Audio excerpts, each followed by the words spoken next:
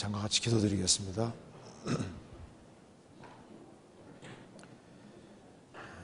저희를 사랑하시는 하나님 아버지 감사합니다. 마땅히 형벌받을 수밖에 없는 저희들을 먼저 사랑해 주시고 주 예수 그리스도의 보배로운 피로 우리 죄를 영원히 처리해 주시며 아무 공도 없이 값 없이 하나님 자녀로 삼아주신 그 크고 놀라운 은혜와 사랑을 인하여 진심으로 감사드립니다. 역사의 마지막 시대를 살아가는 저희들에게 주의 복음을 알게 해주시고 크신 은혜와 사랑 베풀어 주신 것을 진심으로 감사합니다. 이 시간에도 주 성령께서 함께 두루 역사해 주시고 우리의 마음과 생각을 열어주시고 마음속에 있는 여러 가지 궁금한 의문들을 풀 수 있도록 도와주시고 우리의 행보를 말씀 위에 굳게 세워 주옵소서. 오늘 모든 시종 주 성령께서 우리 마음 가운데 역사해 주시고 이 말씀들이 우리 심령 깊이 새겨질 수 있도록 도와주시고 나머지 생에 주의 복음과 영광을 위해 살 수 있도록 더욱 도와주시옵소서. 우리의 사랑하는 가족들, 친척들, 이웃들에게 이 귀한 복음을 더 널리 증거할 수 있도록 저희들에게 담대한 마음을 주시고 주의 영광을 위해 살 수 있도록 더욱 역사해 주옵소서. 해외 선교하는 그 모든 손길에도 크신 은혜와 사랑으로 함께해 주시고 주의 역사와 능력을 나타내 주옵소서. 주 예수 그리스도 이름으로 기도하옵나이다. 아멘. 성경 요한복음 1장 찾으시겠습니다. 요한복음 1장 1절입니다.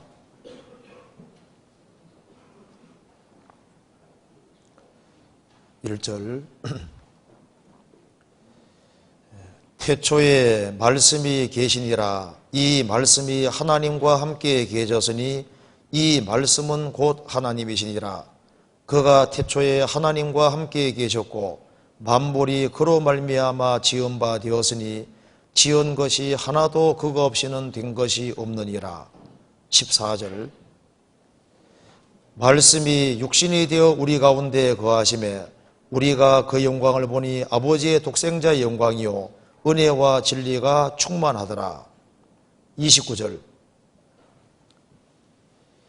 이튿날 요한이 예수께서 자기에게 나아오심을 보고 가로되 보라 세상 죄를 지고 가는 하나님의 어린 양이로다.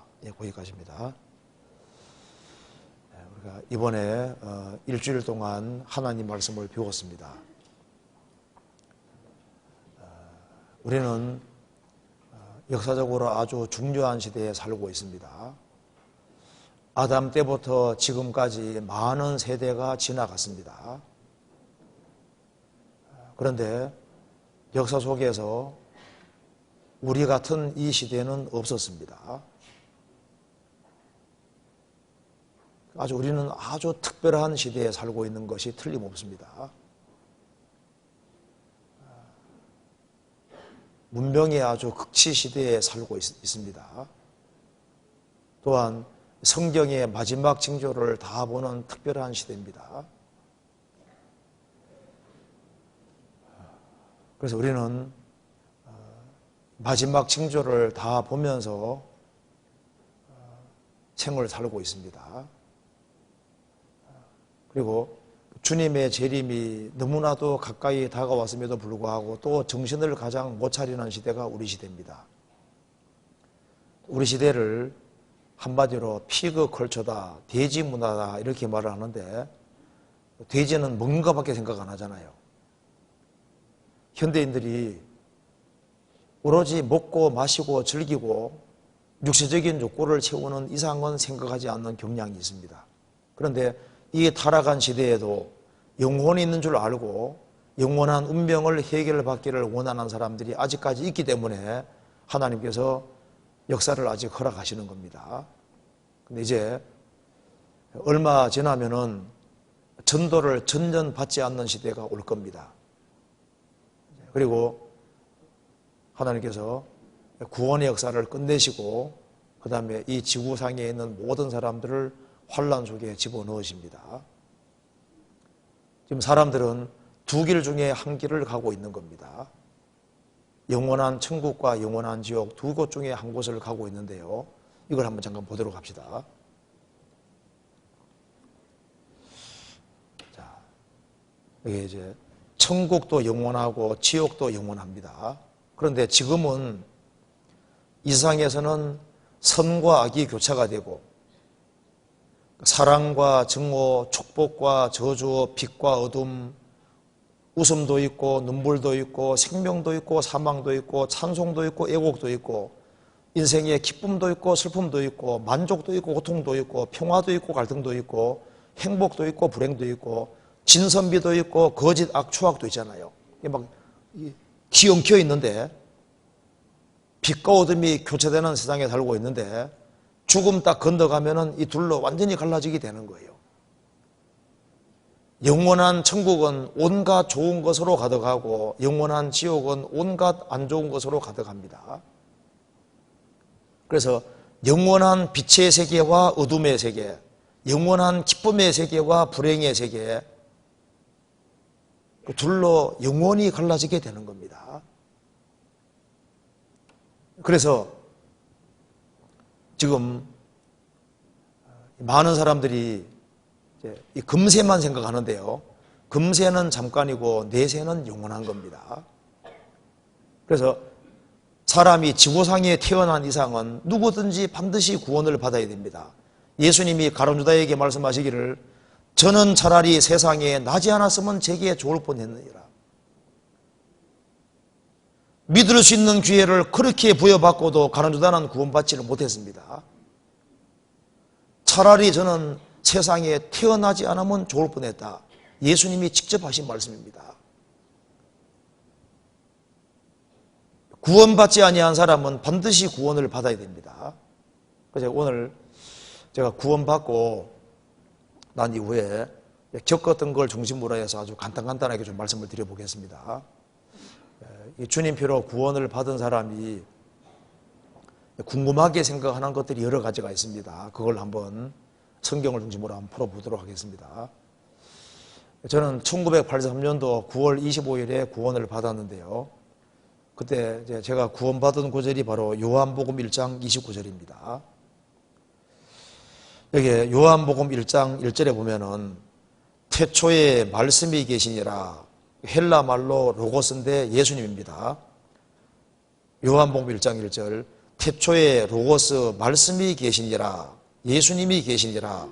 이 말씀이 하나님과 함께 계셨으니 성부와 성령과 함께 계셨으니 이 말씀은 곧 하나님이시니라. 로고스 말씀 예수님이 하나님이라고 했습니다. 삼일체 하나님이십니다. 2절 그가 태초에 하나님과 함께 계셨고 성부와 성령과 함께 계셨고 만물이 그로 말미암아 지은 바 되었으니 지은 것이 하나도 그거 없이는 된 것이 없느니라. 만물이 말씀으로 말미암아 지은 바 되었다. 이 우주 만물, 해와 달과 별들을, 이 대우주를 만드시고 지구를 만드시고 모든 생명체를 만드시고 사람을 만드신 분이 바로 말씀이라는 겁니다. 그거 없이는 된 것이 없느니라. 풀 한 포기, 나무 한 그루, 돌멩이 하나도 예수님 없이는 된 것이 없다는 겁니다. 예수님은 하나님이십니다. 14절에 말씀이 육신이 되어 우리 가운데 거하심에 우리가 그 영광을 보니 아버지의 독생자의 영광이요 은혜와 진리가 충만하더라. 삼위일체 하나님, 성자 하나님, 이 대우주를 창조하신 절대자가 육신이 되셨다. 하나님이 사람이 되신 분이 바로 예수님입니다. 예수님이 왜 오셨느냐? 요한복음 1장 29절 중간에 보라 세상 죄를 지고 가는 하나님의 어린 양이로다. 예수님은 죄를 처리하기 위해 오셨던 겁니다. 그래서 세상을 직접 만드신 분이기 때문에 인생을 위해서 뭔가를 해주기를 원했습니다. 그것이 바로 죄를 처리해 주는 것이었습니다. 그래서 예수님이 세상 죄를 짊어지시고 십자가에서 피를 흘리고 죽으시고 부활하심으로 구원을 완성하신 겁니다. 저는 요거주를 통해서 구원을 받았는데요. 자, 이렇게 하니까 구원을 여기 한번 잠깐 봅시다. 자, 보라 세상 죄를 지고 가는 하나님의 어린 양이로다. 예수님이 세상 죄를 짊어지실 때 이 세상 죄라는 말은 지구상의 모든 사람의 죄를 아담 때부터 세상 끝날 때까지 다 짊어지신 걸 가리키는 겁니다. 이 세상 죄 속에 내 죄도 포함되는 겁니다. 저는 이렇게 할 때 구원을 받았는데요. 상담해 주시는 분이 동그라미 이렇게 2개 쳐놓고 제 이름 접어놓고 이렇게 하는 순간에 제가 구원을 받았거든요. 그러니까 세상 죄 속에 내 죄가 다 포함되는구나. 제가 그 순간에 딱 깨우쳤는데요. 상담해 주시는 분은 이거부터 시작해서 한 2시간 정도 얘기를 하는데 그 뒤에는 제가 별로 들은 기억이 없습니다. 뭐 한 얘기를 계속 반복이 하시는데 그냥 이제 저는 이걸 얘기할 때 세상 죄 짊어질 때 내 죄를 다 짊어졌고 피를 흘리고 죽으시고 부활했으면 이제 심판이 끝나버린 거잖아요.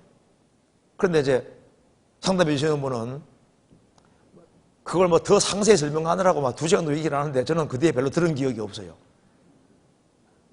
그래서 세상 죄를 짊어질 때 내 죄를 다 짊어졌다는 사실을 딱 깨닫고 나니까 중심에 정말 감사하는 마음이 생겼습니다. 나는 예수님을 위해서 한 것이 아무것도 없는데 무조건 내 죄를 다 처리해 주셨구나. 이걸 깨닫고 나니까 얼마나 좋겠어요. 그래서 이제 이걸 딱 깨우치고 나니까 너무너무 좋아서 기숙사에 돌아와서 같은 방 쓰는 모태교인 친구에게 나 오늘 구원받았다. 나 오늘 천국 가게 됐다. 죄짐을 다 벗었다고 하니까 친구가 그런 말 하면 안 된대요.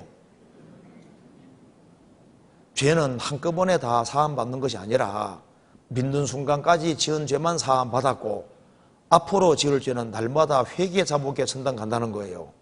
아니야, 나는 한꺼번에 다 사함받았으니까 친구가 아니래요.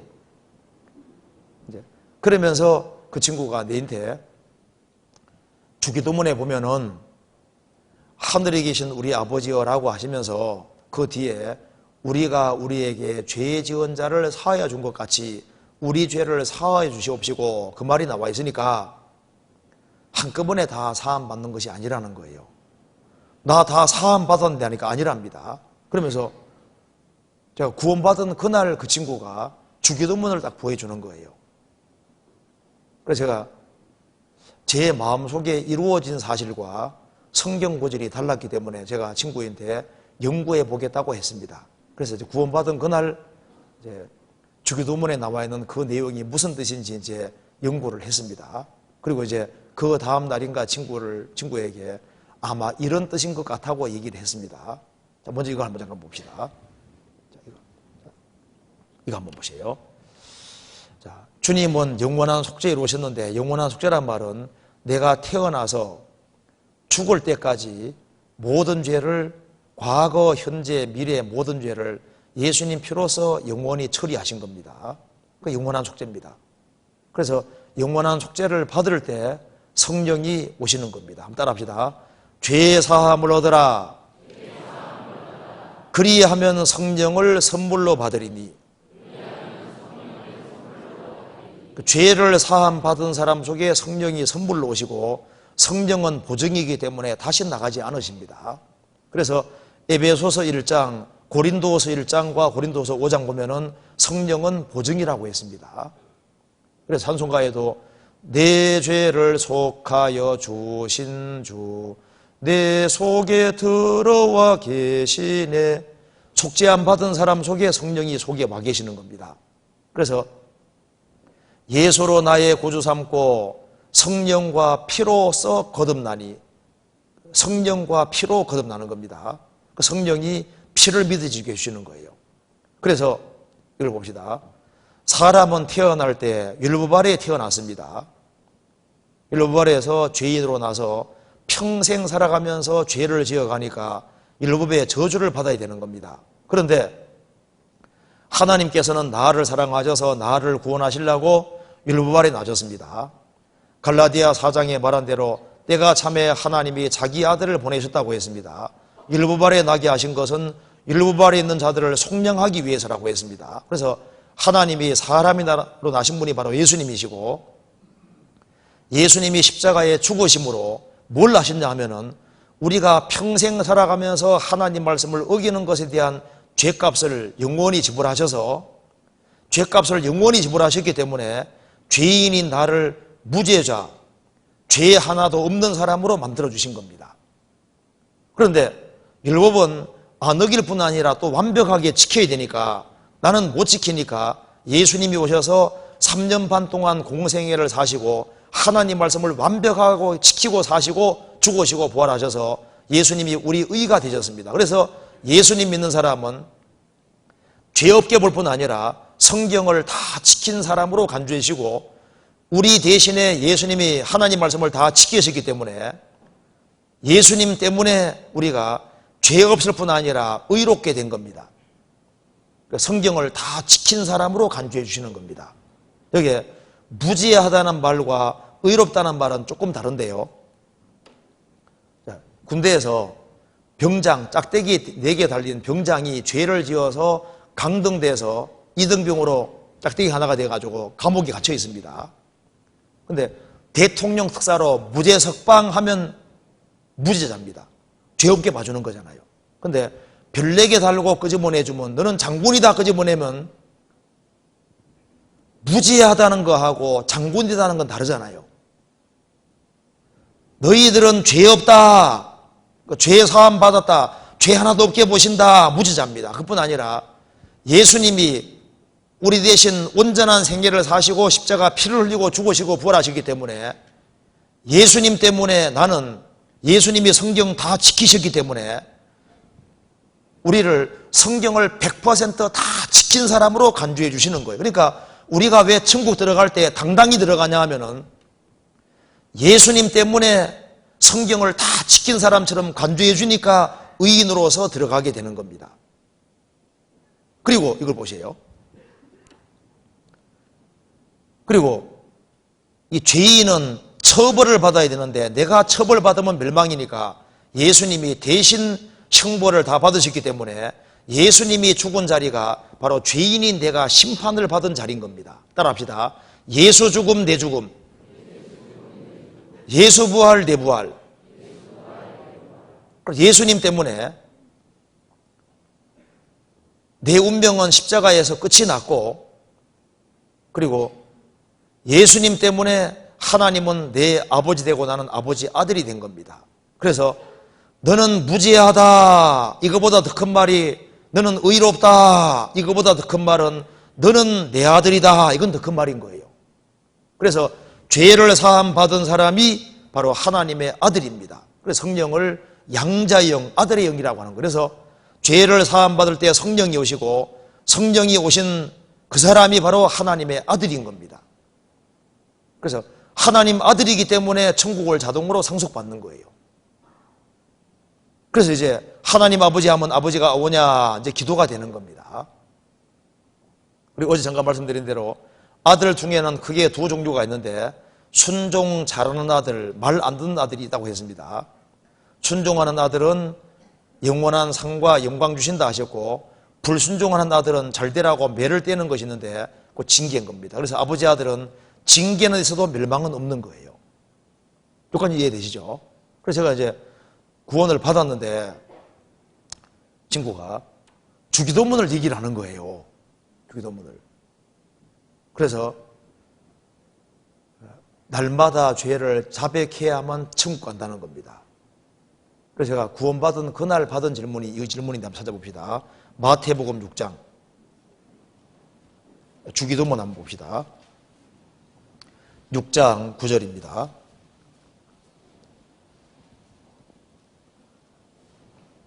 자, 6장 7절 제가 읽겠습니다. 또 기도할 때 이방인과 같이 중언부언하지 말라. 저희는 말을 많이 하여야 들으실 줄 생각하느니라. 그러므로 저희를 본받지 말라. 구하기 전에 너희에게 있어야 할 것을 하나님 너희 아버지께서 아시느니라.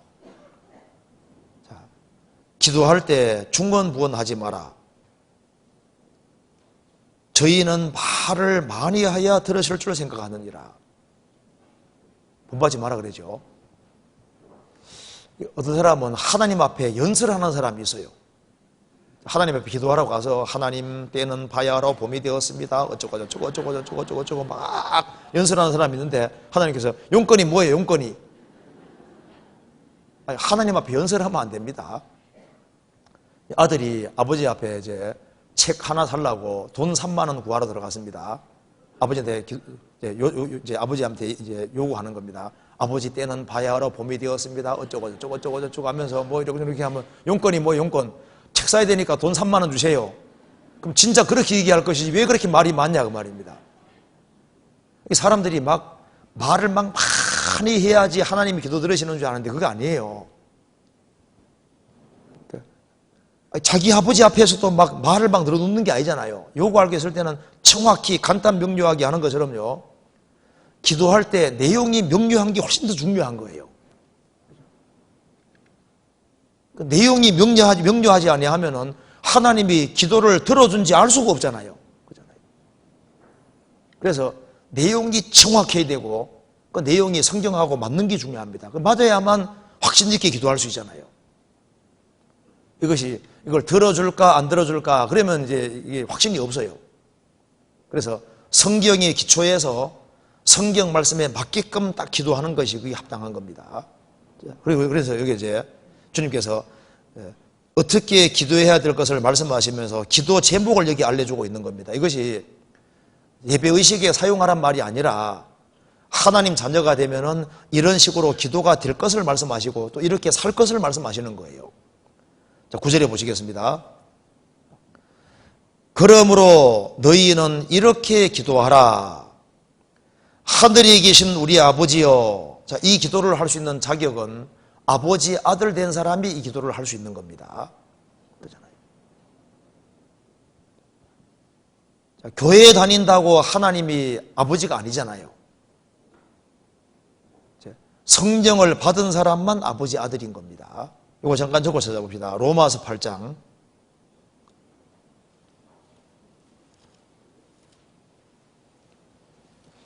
로마서 8장 15절.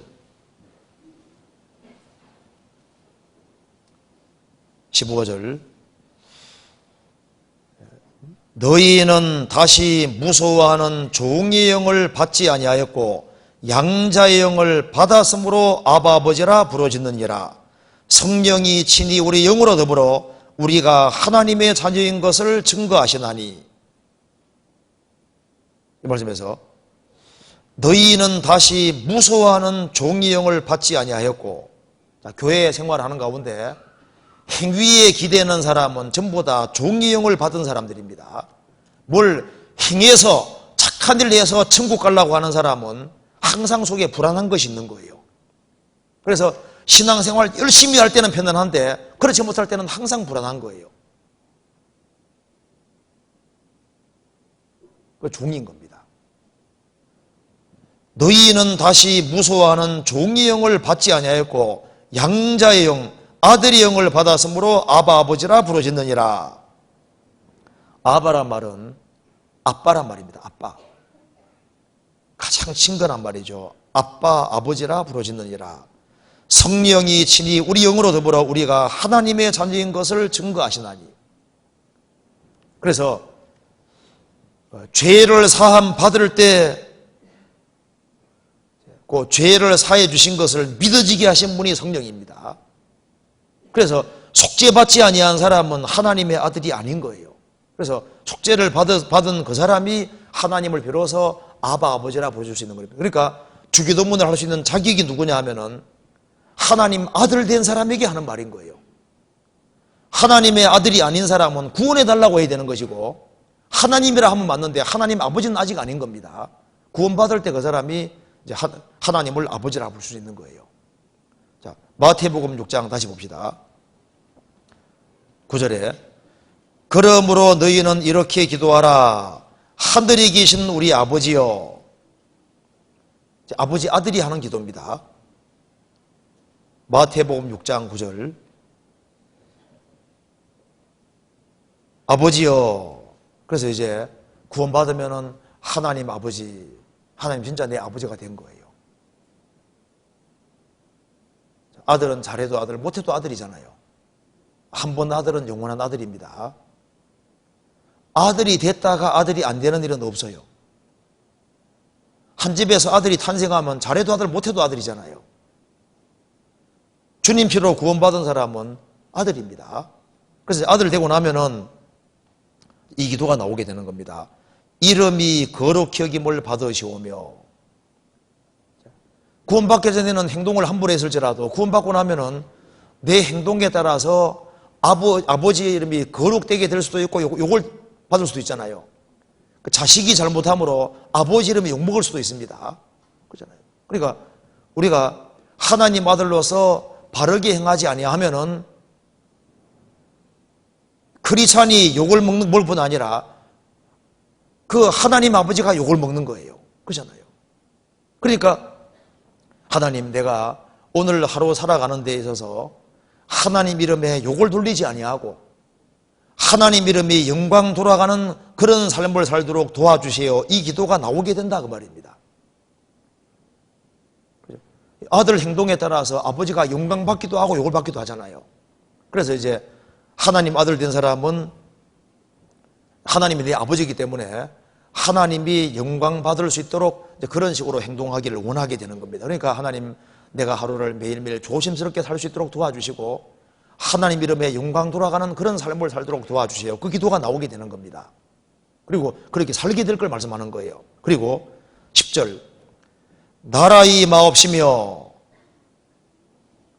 나라의 마옵시며. 이게 무슨 말입니까? 구원 받기 전에는 지구상에 나라가 많은 줄 알았습니다. 구원받은 사람은 사탄의 나라에서 하나님의 사랑의 아들의 나라로 옮겨졌기 때문에 구원받고 나면은 두 나라가 있다는 걸 알게 되는 거예요. 마태복음 12장에 말한 대로 예수님이 사탄의 나라와 하나님 나라 말씀하셨는데 구원받을 때 사람은 구원받을 때 내가 하나님 나라 안에 들어왔다는 걸 알게 된다 그 말입니다.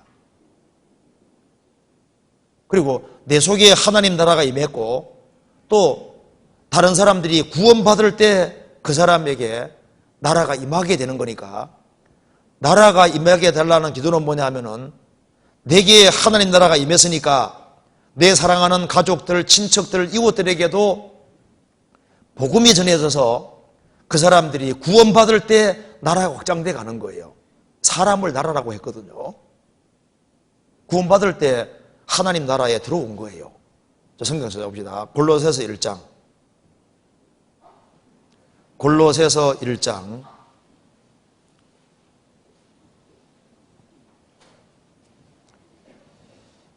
13절 14절 자, 같이 읽어보겠습니다. 그가 우리를 흑암의 권세에서 건져내사 그의 사랑의 아들의 나라로 옮기셨으니 그 아들 안에서 우리가 구속 곧 죄사함을 얻었도다. 그가 우리를 흑암의 권세에서 사탄의 권세에서 건져내사 그의 사랑의 아들의 나라로 옮기셨으니 그 아들 안에서 우리가 구속 곧 죄사함을 얻었다. 구원받은 사람은 하나님의 사랑의 나라로 옮겨진 겁니다. 성경 한번 찾아봅시다. 사도행전 26장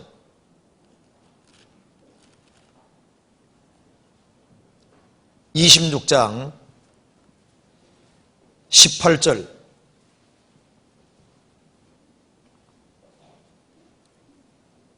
18절 같이 읽겠습니다.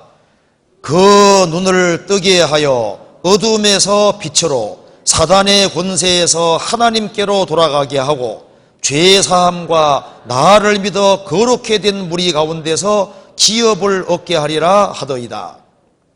구원받을 때 소경이었다가 영혼의 눈이 뜨여진 겁니다. 어둠에서 빛으로 사탄의 권세에서 하나님께로 돌아간 거예요. 그리고 죄를 사함 받았고 나를 믿어 거룩해 된 무리가 교회입니다. 주님을 믿어서 거룩해 된 무리 가운데서 같이 살면서 기업을 얻게 되는 겁니다. 구원받은 사람은 소경이었다가 눈 뜬 사람입니다. 이제 빛 가운데 들어왔고 사탄의 권세에서 하나님 품에 돌아왔습니다. 그리고 죄를 사함 받았고 거룩해 된 무리 교회 가운데서 같이 살면서 나중에 천국에서 상과 기업을 받게 되는 겁니다. 성경 말씀했습니다. 구원 받을 때 그 사람에게 나라가 임한 겁니다. 그래서 구원 받은 사람을 나라라고 표현하고 있습니다. 베드로전서 2장 보시겠습니다.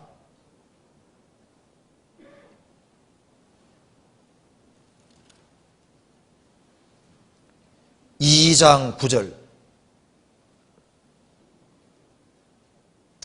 베드로전서 2장 9절 오직 너희는 택하신 족속이요 왕같은 제사장들이요 거룩한 나라요 그의 소유된 백성이니 이는 너희를 어두운 데서 불러내어 그의 기이한 빛에 들어가게 하신 자의 아름다운 덕을 성전하게 하려 하심이라.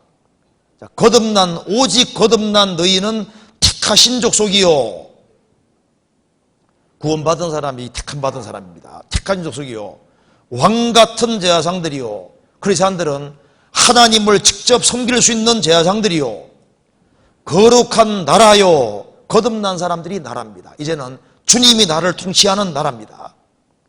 그의 소유된 백성이니 주님의 소유가 된 백성입니다. 주님 피로 값주고 샀으니까 주의 것이 된 백성입니다. 그렇게 하신 이유는 너희를 어두운 데서 불러내어 그의 기이한 빛에 들어가게 하신 자의 아름다운 덕을 선전하게 하려 하심이니라. 구원받은 사람이 나라입니다. 청해 찾아봅시다. 요한계시록 1장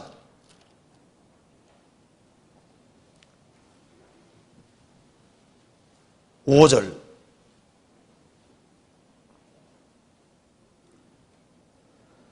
또 충성된 증인으로 죽은 자들 가운데서 먼저 나시고 땅의 임금들의 머리가 되신 예수 그리스도로 말미암아 은혜와 평강이 너희에게 있기를 원하노라. 우리를 사랑하사 그의 피로 우리 죄의 소리를 해방하시고 그 다음 6절 같이 읽겠습니다.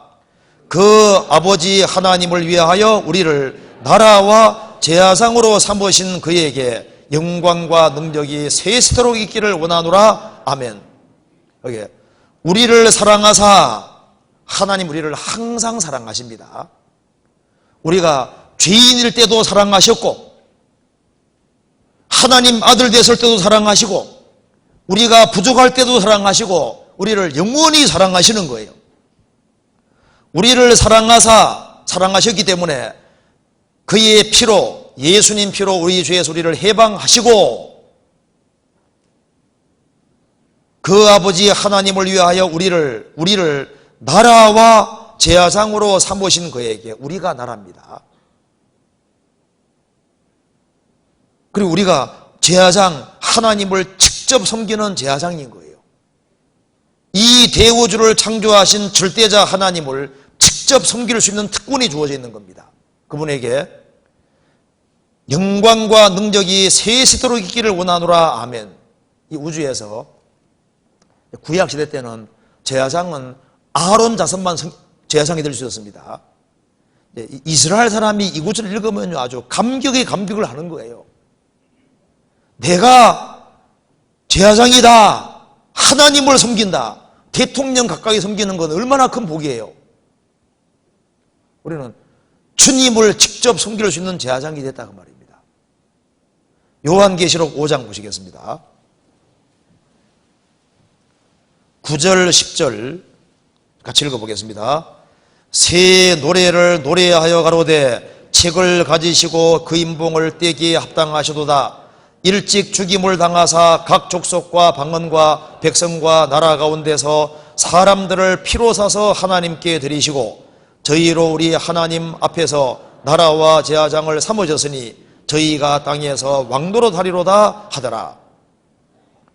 예수님이 십자가에 죽으심으로 각 족속과 백성과 방언과 나라 가운데서 사람들을 피로 사서 하나님께 드리시고, 우리가 주님 오시는 그날 들림받는 근거는 바로 요겁니다.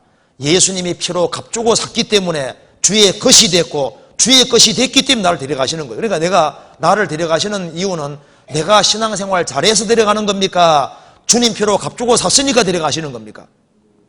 주님 피로 값주고 샀으니까 주의 것이 됐고 주의 것이 됐으니 데려가시는 거예요. 그리고 저희로 우리 하나님 앞에서 나라와 제사장으로 삼으셨다. 우리가 나라입니다. 그래서 구원받고 나면 이제 이 기도가 이해가 되는 거예요. 마태복음 6장 다시 봅시다. 6장 10절에 나라의 임하옵시며 이 기도를 한다 그 말입니다.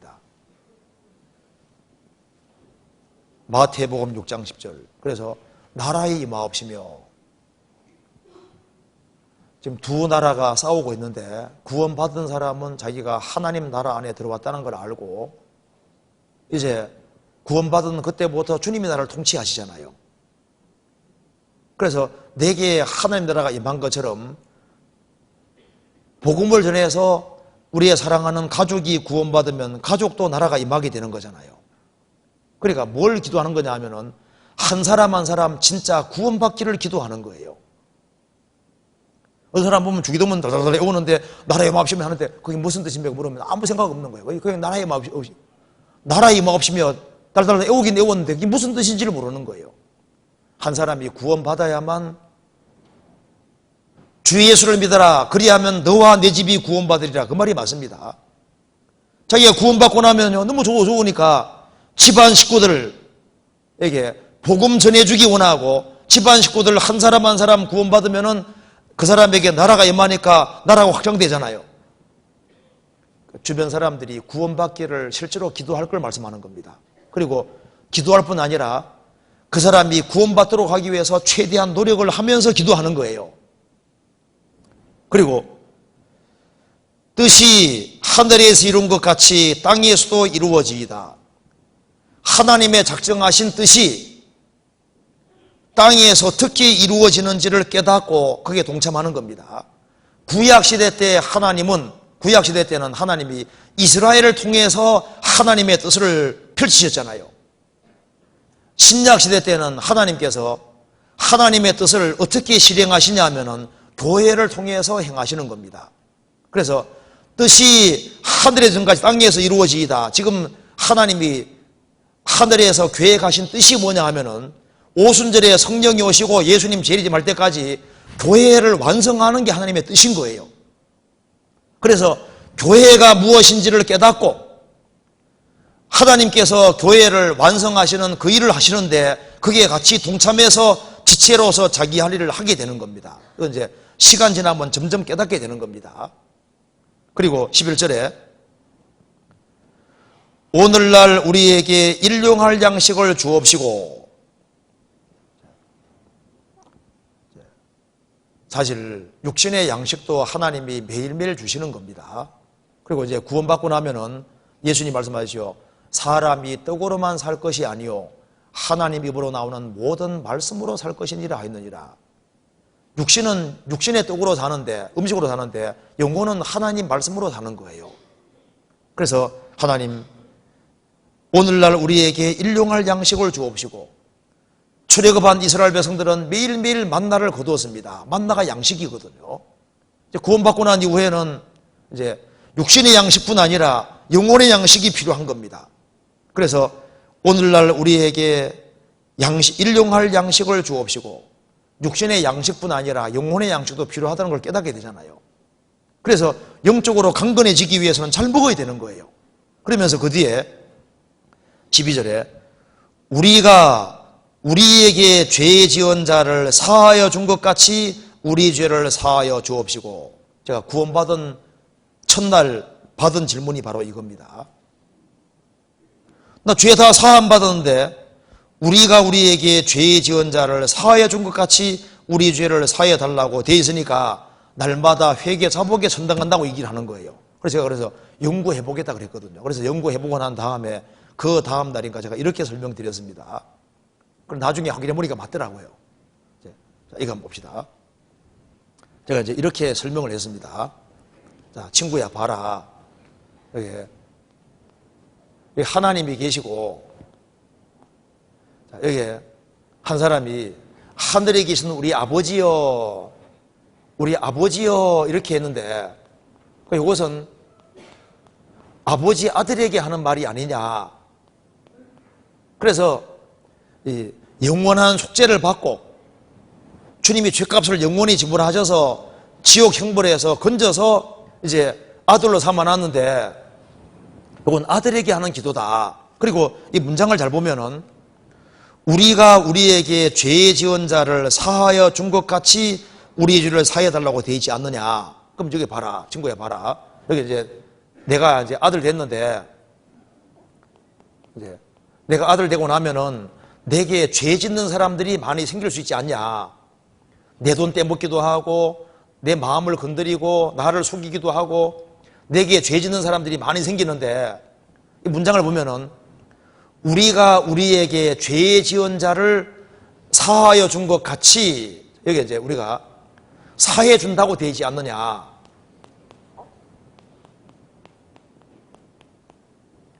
우리가 우리에게 죄 지은 자를 우리가 사해 준다고 했습니다. 그럼 우리가 사해 준다고 했을 때 이 사해 준다는 개념이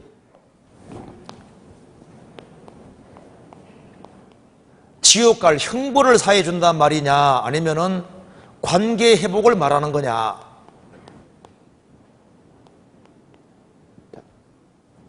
내게 죄 짓는 사람을 내가 사해 준다고 할 때 사해 준다는 말이 지옥 갈 형벌 사해 주는 겁니까? 사해 주면은 계속 관계를 유지하게 되는 겁니까? 관계 유지하는 거잖아요. 그렇죠? 그러니까 우리가 우리에게 죄 짓는 사람을 우리가 사해 주는 것 같이 사해 달라고 했으니까, 자, 하나님 아버지께 사해 달라고 한다는 이 개념하고 이 단어와 우리가 사해 준다는 이 단어가 동일 단어가 아니냐. 그러니까 우리가 우리에게 죄 짓는 사람을 우리가 사해 주고 용서해 주면은 계속적으로 관계를 갖게 되잖아요.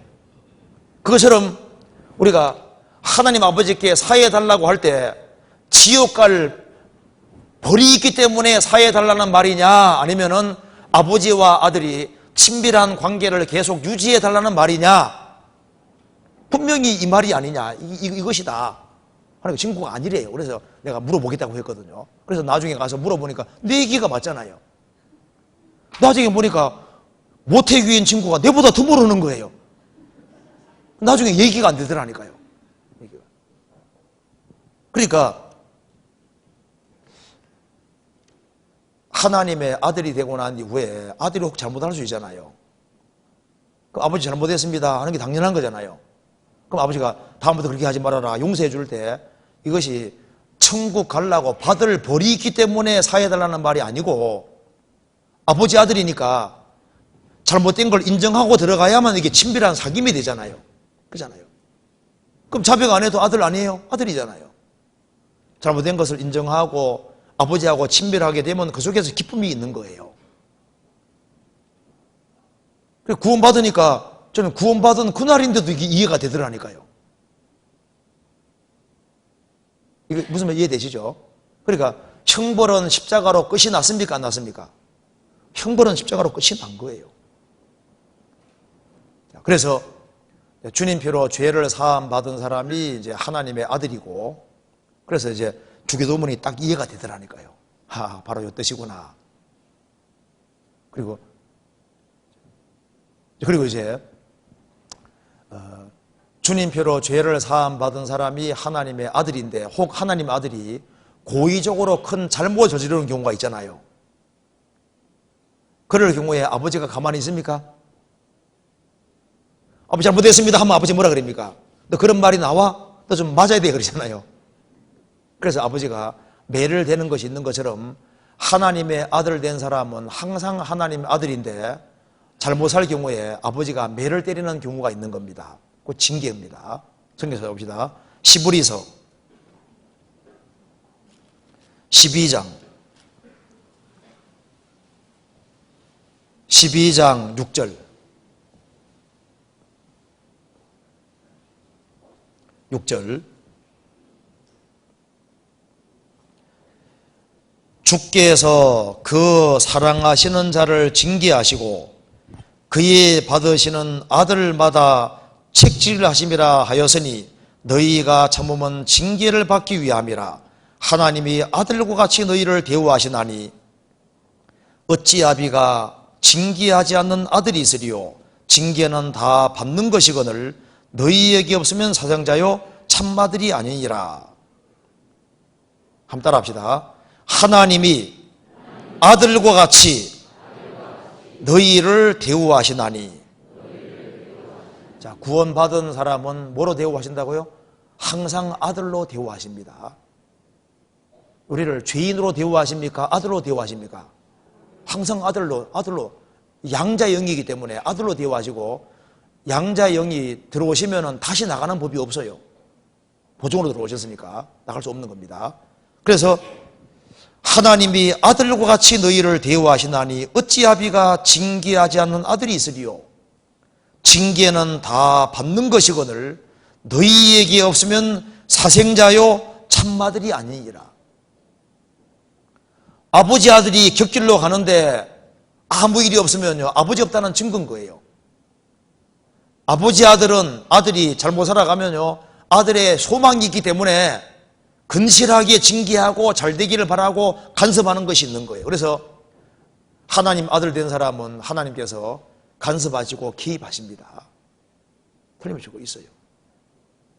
그 징계가 좀 무서운지 알아야 됩니다.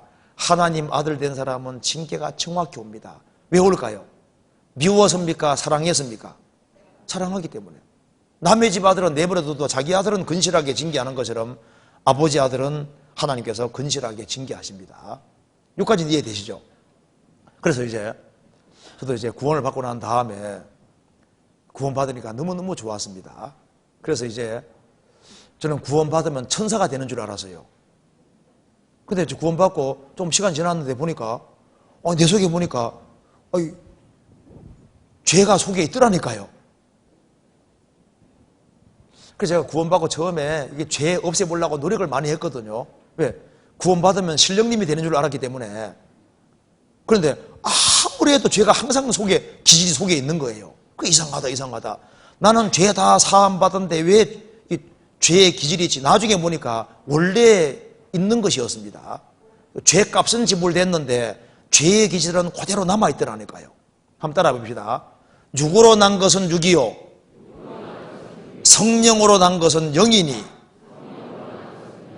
자, 거듭나는 것은 영이 거듭나는 것이지 육이 거듭난 것이 아니었더라니까요. 육으로 난 것은 죽을 때까지 육입니다. 그래서 나중에 성경 보니까 그렇구나. 죄값은 지불됐는데 죄의 기질은 그대로 남아있구나. 그 성경 보니까 딱 이해가 되더라고요. 찾아봅시다. 제가 구원받고 이곳을 보고 너무너무 기뻤습니다. 한번 찾아봅시다. 다른 분도 기쁜지 한번 봅시다. 베드로전서 3장 21절 보시겠습니다.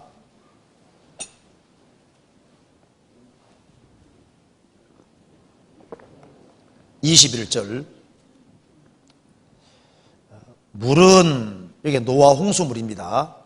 물은 예수 그리스도의 부활하심으로 말미암아 이제 너희를 구원하는 편이 곧 세례라. 육체의 더러운 것을 제하여 버림이 아니요 오직 선한 양심이 하나님을 향하여 찾아가는 것이니라. 노아 홍수물도 세례의 그림자라고 했습니다. 방주는 예수님 그림자이기 때문에 노아 방주 안에 들어가는 것이 먼저고, 그 다음에 물 통과하고 신앙생활한 것처럼 한 사람이 구원받는 것이 먼저고, 그 다음에 구원받은 것을 표하는 것이 물침대, 물세례 받는 겁니다. 그 다음에 신앙생활 하는 거예요. 그래서 노아 홍수 물은 예수 그리스도의 부활하심으로 말미암아 이제 너희를 구원하는 편이고 세례라. 구원받은 걸 외적으로 표하는 것이 세례라는 겁니다. 구원받고 난 다음에 받아야 되는 겁니다. 육체의 더러운 것을 제하여 버림이요 하면 좋은데, 육체의 더러운 것을 제하여 버림이 아니요 오직 선한 양심이 하나님을 향하여 찾아가는 것이니라. 구원받아도 육체의 더러운 것이 죄진 것이 아니고, 침대받아도 육체의 더러운 것이 죄진 것이 아닙니다. 그대로 남아있어요. 그래서 나중에 성경 보니까 아 그렇구나 하고 이해가 되더라니까. 이거 한번 봅시다.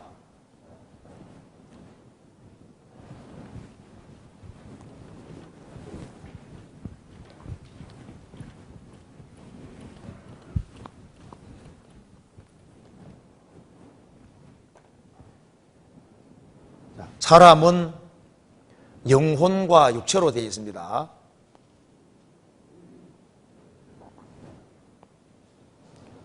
자, 우리가 이제 구원을 받았다, 그 말은 죄를 사함 받았다, 의롭다함을 얻었다, 하나님 아들 됐다, 우리 영혼이 지옥 안 가겠다, 그런 뜻입니다. 따라합시다. 믿음의 결국 곧 영혼의 구원을 받음이라. 구원받았다는 것은 우리 영혼이 멸망하지 않게 됐다는 겁니다. 그래서 성령이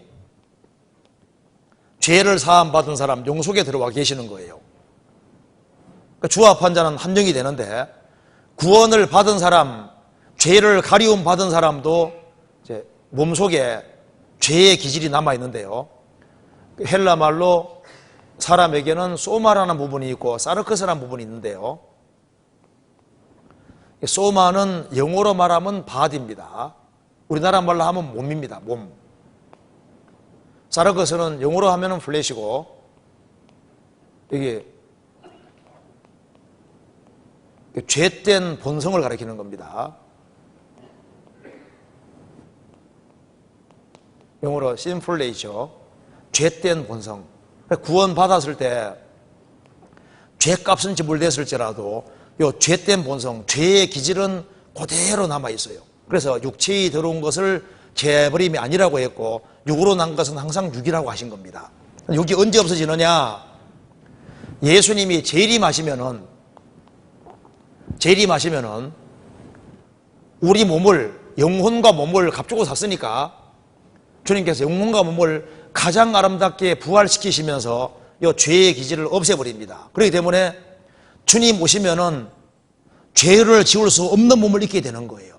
그것을 이제 신학 용어로 영화라 글로리피케이션을 하는데, 가장 영광스럽게 부활의 몸을 입게 되는 거예요. 그런데 영혼이 구원받을 때부터 주님 오실 때까지 이 죄의 기질은 항상 남아 있는 겁니다. 이게 안 없어집니다. 그래서 이걸 아무리 없애려고 노력해도 없어지지는 않아요. 잠복해 항상 있는 겁니다. 그래서 이제 구원받고 나면은 이제 영육 간에 갈등이 있을 수 있는 거예요. 여기 있는 겁니다. 그래서 구원받으면은 이걸 없애버리면 다 천사처럼 살고 다시는 죄 안 지을 테니까 하나님께 좋지 않겠어요? 그렇죠? 이 생각을 많이 했었거든요. 그래서 제가 이것 때문에 연구를 많이 했었습니다. 왜 하나님께서 구원받을 때 죄값만 지불하지 말고 죄의 기질까지 싹 없애버렸으면은 다시는 죄도 짓지 않고 죄 때문에 갈등도 안 하고 아주 완벽하게 살아갈 텐데, 좋을 텐데 왜 이걸 남겨두셨을까? 이게 좀 고민이 되더라고요. 남겨두신 이유가 있어요. 그래서 나중에 성경 보니까 요거 죄의 기질만 있는 것이 아니라 또 보니까 마귀가 구원받은 사람 영혼은 못 뺏어가도 신앙생활은 망치려고 하거든요. 그래서 주기도문에 우리를 시험에 들게 하지 마옵소서 다만 악에서 구하옵소서. 악이 악한 자 마귀입니다. 그 마귀가 우리 영혼은 못 뺏어가도 신앙생활은 또 넘어뜨리려고 하거든요. 그리고 또 보니까 구원받아도 이 죄 많은 세상에, 유혹이 많은 세상에 살아야 되는 거예요. 그러면 구원받은 사람 즉시 그냥 요 기질만 없애버려도 아예 시험받을 일이 없고 좋을 텐데 왜 남겨뒀을까? 고민이 많이 되고 성경 공부를 해봤는데요. 나중에 보니까 이해가 딱 되는 거죠. 아, 그렇구나. 하나님이 이걸 남겨두신 이유가 있구나. 남겨두신 이유가 여러 가지가 있는데 간단하게 생각해 봅시다. 첫째, 왜 이걸 남겨두신다 하면은 하나님의 은혜와 사랑을 더 깊이 있게 깨닫게 하기 위한 기본 목적이 있습니다. 자, 이런 생각해 봤습니다. 어린애가 태어났는데 태어나자마자 똥오 좀 다 가리고 태어나자마자 뛰어다니고 태어나자마자 실수도 한 번도 하지 않고 완벽하게 살아가면 그 자식은 어머니가 자기를 낳아준 은혜 외에는 더 이상 알 길이 없습니다. 그렇죠? 우리가 구원받은 즉시 완벽하고 완전하게 되고 실수도 전혀 안 하고 완벽하게 살아가면은 십자가에서 나를 위해 죽으시고 내 죄를 처리해 주신 그 이상 은혜를 알 수가 없는 거예요. 그렇잖아요. 그런데 잘 생각해 보세요. 아기가 태어났는데 태어나면 똥 싸고 오줌 싸고 말썽 부리고 새 옷 입혀놓으면 밖에 나가면 금방 들이펴오잖아요. 그렇게 말썽 부리기지 않습니까? 그런데 어머니, 아버지가 자식을 안 버립니다. 그 부족한 것이 많지만은 사랑해주고 입혀주고 재워주고 먹여주고 교육시켜주고 그런 오랜 세월이 걸치는 가운데 자녀는 뭘 알아가는 겁니까? 어머니가 자기를 낳아준 은혜뿐 아니라 길러주는 은혜를 알게 되고 그 속에서 어머니의 사랑, 아버지 사랑의 넓이와 높이와 길이와 깊이를 점점 달아가기 때문에 일생 동안 잊혀지지 않는 은혜가 뭡니까? 부모님 은혜잖아요. 그것처럼 우리가 구원을 받아서도 하나님 은혜를 다 안 것이 아닙니다. 근데 우리가 완벽하면은 하나님 은혜를 더 이상 알 수 없거든요. 그런데 구원받고 나니까 내가 얼마나 부족한지를 더 깨닫게 되는 거예요. 저는 구원받기 전에 좋은 사람인 줄 알았습니다. 제가 구원받기 전에 제가 좋은 사람인 줄 알았어요. 착한 사람인 줄 알았습니다. 웬걸 구원받고 나니까 내가 착한 사람이 아니더라니까요. 죄가 안 튀어나와서 그렇지 들썩거리면 속에 다 있는 거예요. 과거 창고지문이 있는 시절에 어떤 어르신이 밥을 맛있게 잡수고 계신데 햇살이 싹 비치니까 창고지문 구멍 뚫린 쪽에 햇살이 싹 들어오니까 먼지가 뽀얗게 보이잖아요. 그래서 아이고 더러워라 하면서 밥상 옮겨놓고 맛있게 잡수셨대요. 먼지 구렁텅이인데 한쪽으로만 보이는 거예요. 그래서 구원받기 전에는 한쪽으로만 죄가 보였는데 구원받고 난 다음에 성령께서 내 마음속을 막 비치시니까 들썩거리니까 세상에 내 속에 온갖 것들이 다 들어있는 거예요. 그래서 구원받고 나면은 자기가 더 악하고 더 못났다는 걸 깨닫는 사람도 얼마든지 있습니다. 그래서 성령께서 내 속을 들썩거리니까 내가 착한 사람이 아니었구나. 내가 이렇게 정말 문제 많은 사람이었구나. 그래서 예수님이 죽으셔야 되는 이유가 명백해진다 그 말입니다. 그래서 부족하지만은 하나님께서 구원받은 사람 안 버리죠. 부족한 것이 많아도 절대 버리질 않거든요. 그래서 구원받고 1년이 지나고 2년 지나고 3년 지나고 4년 지나고 세월 지나가면서 하나님은 사랑이시구나. 그리고 주님께서 피로 구원해 준 사람은 절대 버리지 아니하시고 이렇게 끝까지 도와주시고 사랑하시고 징계하시고 그 속에서 뭘 알아가냐 하면은 우리를 위해서 십자가에 죽으시고 부활해 주신 그 은혜뿐 아니라 신앙생활 속에서도 주님이 사랑하는 것을 깨달아가는, 그래서 하나님 사랑의 넓이와 높이와 길이와 깊이를 점점 더 깨달아가면서 하나님은 진짜 은혜로 충만하시고 사랑으로 충만하신 분이구나 하는 걸 더 알게 되는 거예요. 그래서 우리 언약을 깨닫는 동시에 하나님이 얼마나 우리를 사랑하시고 도와주는 분인지를 더 깨닫게 되는 거예요. 그러잖아요. 그래서 이거 남겨둔 첫 번째 이유는 하나님 은혜와 사랑을 더 깨닫게 해주기 위한 목적이 또 하나 있습니다. 그리고 또 한 가지 이유는요, 하나님도 기뻐하고 슬퍼하는 분입니다. 그래서 하나님도 우리가 생활 중에 하나님을 사랑하는 것을 보기 원하는 거예요. 왜? 하나님 우리를 정말 사랑하시기 때문에 사랑하는 사람은 사랑받기 원하는 마음도 있습니다. 하나님도 우리가 자발적으로 사랑하는 걸 원하시거든요. 그래서 이 아브라함이 독자 이삭을 바쳤을 때 하나님이 얼마나 기뻐하셨어요. 내 사랑하는 독자 이삭을 하나님께 바쳤기 때문에 이제야 내가 나를 경외하는 줄 아노라. 하나님이 얼마나 기뻐하셨어요. 그런데 잘 생각해 보세요. 바르게 살 수밖에 없어 바르게 사는 것은 가치가 적은 겁니다. 유혹도 있고 시험도 있는데 바르게 살 때 그게 빛나는 거예요. 자, 산 구석에, 산 골짜기에 남편 아내 둘만 살고 있습니다. 아내가 말합니다. 여보, 나는 당신 없이는 못 살아요. 저도요 하면서 사랑 고백할 때 좋지요. 둘만 있는데. 근데 그거는 둘밖에 없으니까 유혹이라는 게 전혀 없잖아요. 근데 도회지에 문 남녀가 있는 상태에서 정조를 지키고 살아가면 그건 더 빛나는 거예요. 하나님은 세상에 끌리는 마음도 있고 유혹도 있고 시험도 있지만은 주님이 우리를 사랑하셨기 때문에 우리도 일편단심 주님 바라보고 주님을 사랑하고 주님 말씀 지키고 주님 뜻대로 살아가면 주님이 거기에서 큰 기쁨을 얻으시는 거예요. 우리가 천국에 올라가면은 잘 살 수밖에 없어요. 이 세상에서 유혹이 있는 상태에서 우리가 신앙생활 속에서 하나님을 사랑한다는 것을 보여줄 수 있는 정말 유일무이한 기회가 주어져 있는 겁니다.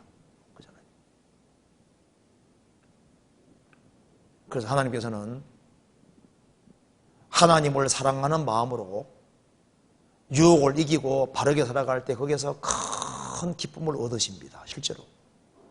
그리고 우리를 구원하신 또 한 가지 목적은 뭐냐면요, 천국만 보내는 것이 목적이 아니고 영원한 상과 영광을 주고자 하는 목적이 있습니다. 이 상과 영광과 멸류관이라는 것은 이기는 사람에게 주는 겁니다. 신앙생활 잘하는 사람에게 주는 거예요. 그래서 하나님께서 구원받은 사람이 천국 갈 뿐 아니라 영원한 상과 영광과 멸류관을 얻기 원하셨기 때문에 세 가지 시험거리를 주신 거예요. 육신과 마귀와 세상, 이 죄 많은 세상에 살면서 육신을 이기고 마귀 시험을 이기고 세상의 유혹을 이기고 하나님 말씀 가운데 정상적으로 살아간 사람, 그 사람에게 영원한 영광과 상을 주기 원하셨던 겁니다. 성경 찾아봅시다. 디모데 후서 2장 10절 10절 같이 읽어보겠습니다. 그러므로 내가 택하신 자를 위하여 모든 것을 참음은 저희로도 그리스도 예수 안에 있는 구원을 영원한 영광과 함께 얻게 하려 함이로라. 그러므로 내가 택하신 자들을 위하여 모든 것을 참음은 저희로도 그리스도 예수 안에 있는 구원을 뭐와 함께입니까? 영원한 영광과 함께 얻게 함이니라. 그러니까 하나님께서는 우리가 그리스도 안에서 구원만 받는 걸 원하는 것이 아니라 영원한 영광도 함께 얻기를 원하시는 겁니다. 그래서 이제 요걸 딱 이해를 하니까 이제 이해가 되는 거 있죠. 아, 그렇구나. 요거 남겨두신 이유가 바로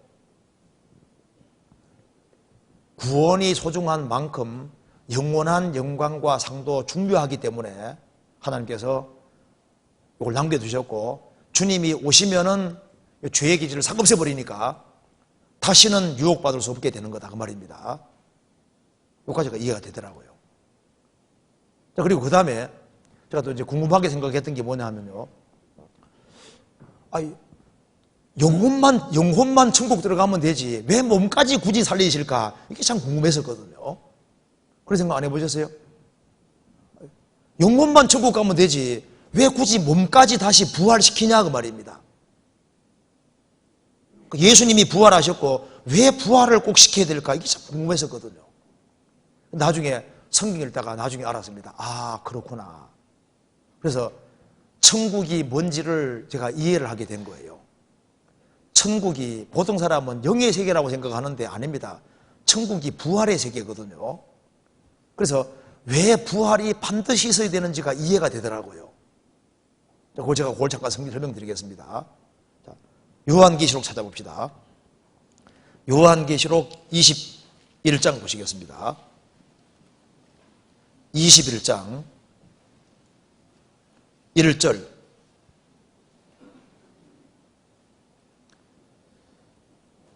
또 내가 새 하늘과 새 땅을 보니 처음 하늘과 처음 땅이 없어졌고 바다도 다시 있지 않더라. 그리고 하나 넘겨보시겠습니다. 16절. 그 성은 네모가 반듯하여 장광이 같은지라. 그 갈대로 그 성을 청량하니 1만 2천 스다니오 장과 광과 고가 같아라. 이렇게 되어 있는데, 천국을 가리켜서 새 하늘과 새 땅이라고 했습니다. 그리고 성경에서 부활이 있다고 그랬는데, 아, 그래서 부활이 꼭 필요한 거구나 하는 게 이해가 되더라고요. 여기 봅시다. 하나님은 우리에게 이런 세상 주려고 우리 만드신 것이 아닙니다. 이 세상은 가건물이에요, 가건물. 그러니까 이걸 좀 이해를 해야 되는데요. 자, 앞으로 하나님께서 새 하늘과 새 땅을 만드십니다. 그러니까 새 하늘과 새 땅을 만드십니다. 그리고 새 땅 위에는 천성, 건물이 있는데, 이 건물이 얼만큼 크냐 하면은 건물 하나가 크기가 스타디온이 영어로는 스테디움입니다. 스타디움 하잖아요, 스타디움. 가장 쉽게 베네란 영화 보면은 말 타는 거 보셨어요? 마지막 장면. 그 로마 경기장 길이를 가리켜서 스타디온이라는 겁니다. 그래서 186.5m인데 계산하면은 가로 길이가 대략 2220km, 세로 길이가 2200km, 높이가 2200km, 정육면체입니다. 그러니까 더 쉽게 가로 길이가 남북한 길이 2배, 넓이가 남북한 길이 2배, 높이가 남북한 길이 2배 되는 건물이다, 그 말입니다. 건물 하나만. 땅이 얼마나 크겠어요. 이것이 이제 온갖 아름다운 보석으로 꾸며져 있는데, 그러기에 예수님이 말씀하시기를 너희는 마음에 근심하지 말라. 하나님 믿으니 또 나를 믿으라. 내 아버지 집에 거할 곳이 많다 그랬잖아요. 그러니까 새 하늘과 새 땅을 만드시고 우리가 새 하늘과 새 땅에 살아야 되기 때문에 반드시 부활이 필요합니다. 왜냐하면 보세요. 자, 지금 우리가 사는 이 하늘과 땅은 원소가 대략 한 100개 조금 넘습니다. 그러니까 100개 정도의 원소가 구성돼서 결합해서 이 아름다운 이 지구 모습을 이루고 대우주 모습을 이루고 있는 거예요. 그런데 하나님께서 앞으로 만들려는 새 하늘과 새 땅은, 이 새라는 말이 헬라 말로는 카이노스인데 그 질적으로 새로운 그런 뜻입니다. 그러니까 씨앗이 꽃이 될 때 카이노스예요.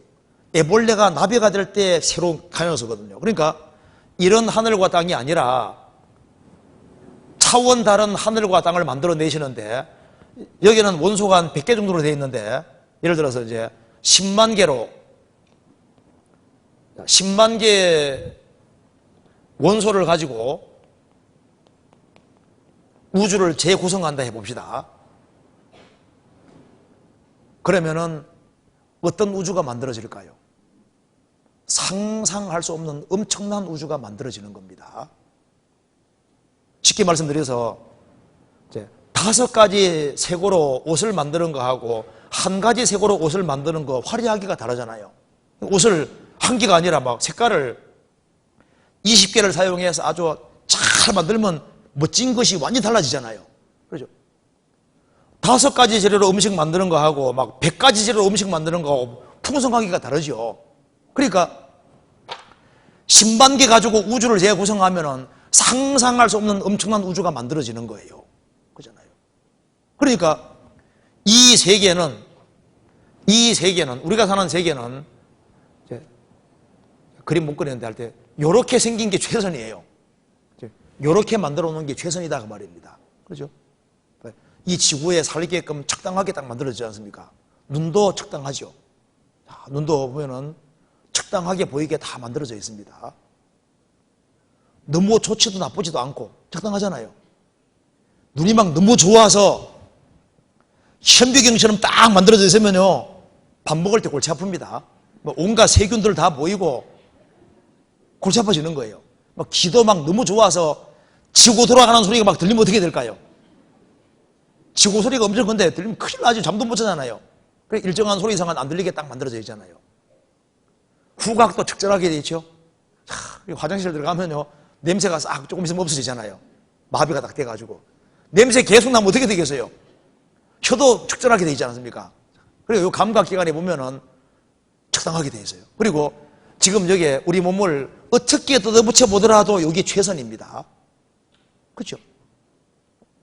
자, 막 여기에다가 날개 붙여보기도 하고, 막 뒤에 날개 붙이기도 하고, 별거 다 해봐도 그래도 이 모양이 이 모양이에요. 그 사람들이 막 외계인 그릴 때도 막 아무리 그래봐도 그 모양이 그 모양이죠. 그래, 이상은 이게 최선인 거예요. 그런데 이 몸 가지고 이 세계는 못 보는 겁니다. 그렇죠? 잘 생각해 봐요. 이런 몸 가지고 주님 만드는 부활의 세계는 못 보게 돼 있는 거예요. 이 감각기관으로 보일 수가 없다니까요. 그러니까 이 배추잎을 뜯어먹는 애벌레, 배추잎 뜯어먹는 애벌레는 배추잎이 최고인 거예요. 요거는 꿀과 꽃이 안 보이거든요. 그렇죠? 배추 맛이 막 최고인 거예요, 최고. 근데 여기 꿀과 꽃의 다른 것을 보기 위해서는 이게 나비로 되는 형태가 바꿔져야 되는 거예요. 형태가 바꿔져야만 이걸 볼 수 있게 되는 거예요. 그러니까 왜 하나님께서 우리 몸을 뜯어고치는 부활을 허락하시냐 하면은 세계가 차원 다른 세계로 들어가니까 이런 몸 가지고는 그 세계를 못 보니까 몸 구조를 완전히 뜯어고치는 것이 부활이다 그 말입니다. 그러니까 천국 들어갈 때는 애벌레가 나비가 돼야만 꿀과 꽃의 세계를 볼 수 있는 것처럼 우리 몸의 구조가 지금 이 세계 우리가 지금 사는 시대가 지금 애벌레 시절입니다. 그래서 나비가 되는 것처럼 모습이 확 바꿔져야만 이 세계를 보게 되는 거니까. 그래서 10만 개로 우주를 재구성했으면요, 눈 자체도 그거 몰라 못했습니까?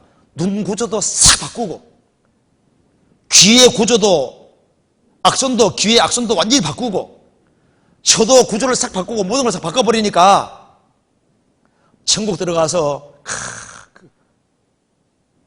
생명과 과일을 다 먹을 때지 않습니까? 그 맛이 어떨 것 같아요? 정말 기가 막힌 아주 엄청난 세계가 있어요. 그래서 제가 성경 공부하다 보니까 이게 맞구나. 그러니까 하나님께서 인간이 이해를 못하니까 애벌레가 나비가 되는 거 이런 거 만들어 두신 이유가 뭐냐 하면요, 이런 세계가 아니라 딴 세계가 있다는 걸 보여주기 위해서요. 그러니까 성경이 말하는 바가 영혼이 안 죽는 건 말할 것도 없고 이런 몸이 아니라 새로운 몸을 입는다고 계속 얘기하잖아요. 그 외에는 그게 부활인 거예요, 부활. 그래서 바울 사도도 저희의 기다리는 바 소망을 나도 가졌다. 이게 바로 부활이라고, 부활.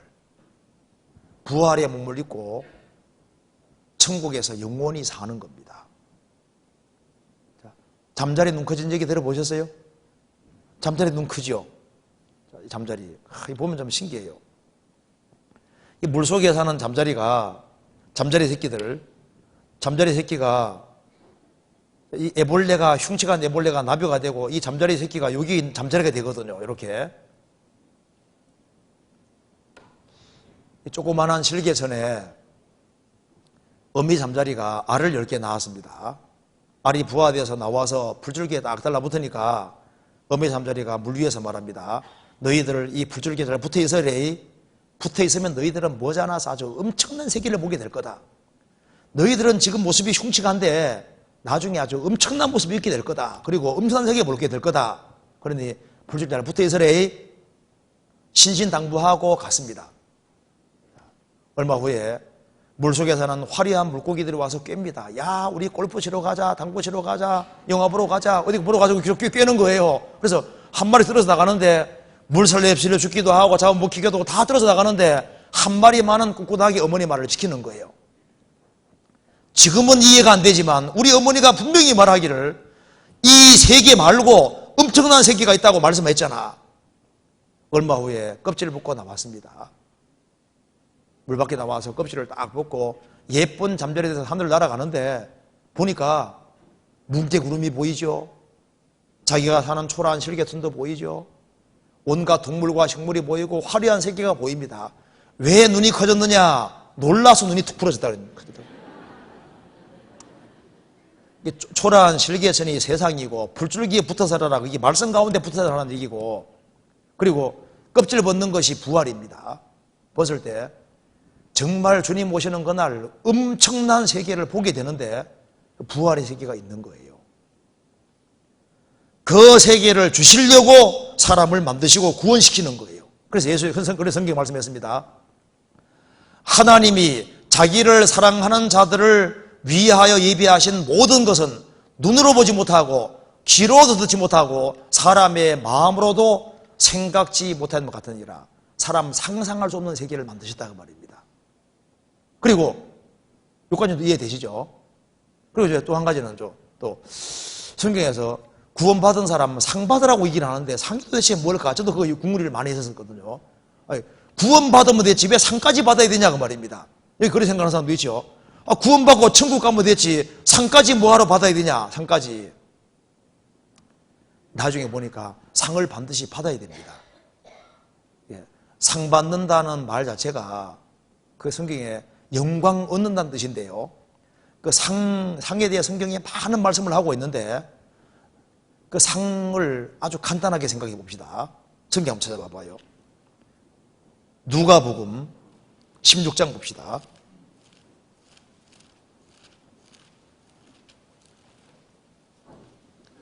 (16장) 9절에 보세요. 9절. 자, 같이 읽어보겠습니다. 내가 너희에게 말하노니 불의의 제물로 친구를 사귀라. 그리하면 없어질 때 저희가 영원한 처소로 너희를 영접하리라.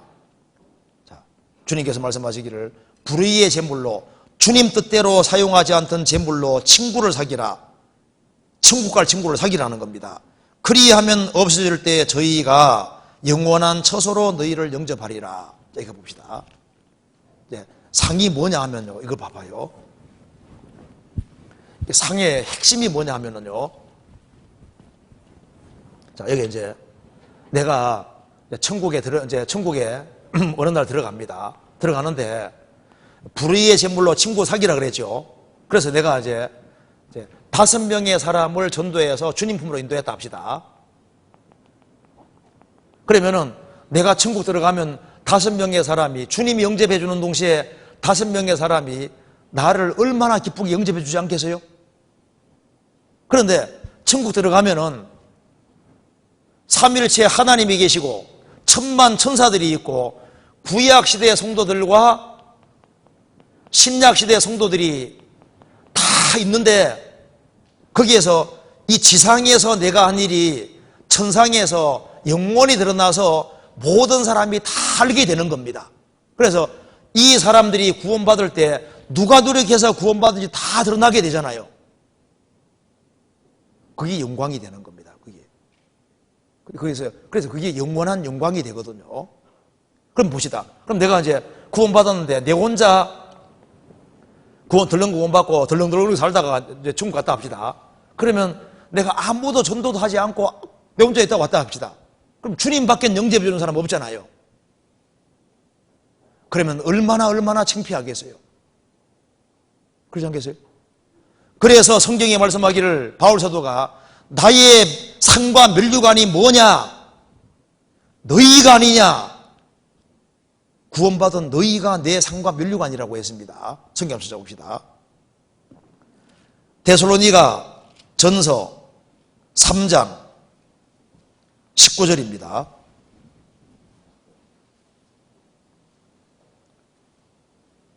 같이 읽어보겠습니다. 우리의 소망이나 기쁨이나 데살로니가 전서 2장 19절 같이 읽겠습니다. 2장 19절 데살로니가 전서 2장 19절 같이 읽겠습니다. 우리의 소망이나 기쁨이나 자랑의 면류관이 무엇이냐? 그의 강림하실 때 우리 주 예수 앞에 너희가 아니냐? 너희는 우리의 영광이요 기쁨이니라. 바울 사도가 고생하면서 전도해서 많은 사람을 주님 품으로 인도했습니다. 그래서 우리의 소망이나 기쁨이나 자랑의 면류관이 뭐냐? 그의 강림하실 때 우리 주 예수 앞에 너희가 아니냐? 너희가 우리의 면류관이고 우리의 기쁨이고 우리 영광이다 그 말입니다. 성경 빌립보서 4장 보시겠습니다. 4장 1절 같이 읽겠습니다. 4장 1절 같이 읽겠습니다. 그러므로 나의 사랑하고 사모하는 형제들 나의 기쁨이요 면류관인 사랑하는 자들아 이와 같이 주 안에 서라. 면류관이 사랑하는 자들을 구원받은 사람이라고 했습니다. 자, 그래서 상의 첫 번째는 뭐냐 하면요, 우리가 불신자들을 주님 품으로 인도한 것이 왜 상이 되냐면 여기에 가 있으니까. 땅에 있는 건 다 없어지는 겁니다. 그리고 또 우리가 생을 살아가면서 구원받은 사람 속에는 주님이 계시니까 구원받은 사람에게 해준 것은 어떻게 될까요? 구원받은 사람에게 해준 것은 100% 주님께 준 것으로 보기 때문에 우리가 구원받은 사람을 붙잡아주고 도와주고 신앙생활 잘하도록 만들어준 이 모든 것이 저 위에 가면 전부 다 주님께 해준 것으로 봐주시고, 그래서 구원받은 사람 신방해주고 도와주고 한 모든 것이 이 위에서 영원히 기억이 되기 때문에 그것이 영원한 영광과 상으로 남게 되는 거예요. 또한 무엇이 상이 되냐면요, 성경에 이런 얘기가 많은데 한 군데 다시 잡읍시다. 여기에 데살로니가 후서 보시겠습니다. 2장 16절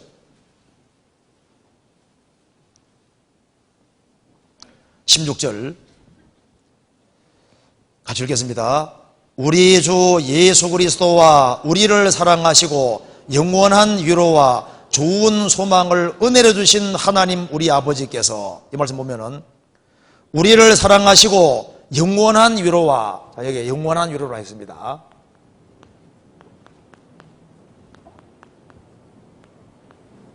자, 이 세상에서는 위로가 순간적이고 길게 못 갑니다. 자, 황룡조가 삼척 사람인데요. 황룡조가 42.195를 뛰고 메달을 목에 거는 순간에 얼마나 마음의 위로와 감격이 있겠습니까? 그런데 그것이 계속 가면 좋은데 시간 지나가면 감격이 줄어들잖아요. 그런데 메달을 목에 거는 순간의 위로와 감격이 계속되면 그 사람은 정말 행복한 사람이 될 겁니다. 그런데 잘 보세요. 옆에 있는 친구가, 황룡 옆에 있는 친구가 나도 한번 걸어보자 하고 메달 뺏어서 목에 걸었습니다. 똑같이 걸어서도 느낌이 다르잖아요. 그죠? 주님 위해서 이 세상에서 고생과 수고를 많이 하고 살다가 주님 앞에 갔을 때 주님께서 그 사람에게 위로를 주시고 눈물을 닦아주시고 칭찬해 주실 때 그 위로와 칭찬이 얼만큼 가느냐, 그게 영원히 무한대로 간다 그 말입니다. 그러니까 이 세상에서 그냥 대충 사는 사람하고 철저하게 사는 사람하고 저 위에 갔을 때 똑같이 다 좋지만은 위로의 깊이가 다르고 기쁨의 깊이가 다를 수밖에 없어요. 다 영원히 기쁜데 깊이가 분명히 차이가 나게 돼 있습니다. 천국을 사모하고 천국 바라고 살다가 천국 간 사람하고 그렇지 않은 사람하고 똑같이 좋지만은 하나님께서 깊이를 분명히 다르게 하실 겁니다. 분명히 차이가 있어요. 성경에서 말씀하기를 이 지상에서 행한 것이 천국에 들어갈 때 영원히 남는 것이 확실하거든요. 그래서 우리가 성경에 말씀했지 않습니까? 성도에게 냉수 한 그릇 주면은 상 안 내린다 그랬죠. 무슨 말입니까? 냉수 한 그릇 준 것 자체가 천국에서 구원받은, 주님이 기억할 뿐 아니라 구원받은 모든 사람이 다 기억하게 되는 거예요. 천국은 기억력 감퇴가 없습니다. 내게 잘해준 사람들 그 기억이 완벽하게 다 있습니다. 아세요? 이 지상에서 주님 안에서 바르게 되어진 모든 것은 완벽하게 다 기억되게 하되 신구약 시대 성도들이 다 알게끔 영원한 영광과 상이 있습니다. 있어요. 그래서 구원받고 난 다음에 우리가 신앙생활 잘해야 되는데 어떻게 하면 신앙생활을 잘할 수 있느냐. 저도 이제 신앙생활 잘하는 비결에 대해서 많이 생각해 봤는데요. 잘하는 비결이 간단하더라고요. 한번 따라합시다. 있을 곳에 있자. 있을 곳에 있으면 돼요. 있을 곳이라는 게 뭐냐면은 구원받고 난 다음에 육신적으로 자기가 있어야 될 곳이 있습니다. 그곳에 있고 영적으로 있을 곳에 있어야 되는 거예요. 성경 한번 찾아봅시다. 고린도전서 7장 보시겠습니다. 제가 이 구절을 보고서 굉장한 마음의 위로를 받았습니다. 고린도전서 7장 17절.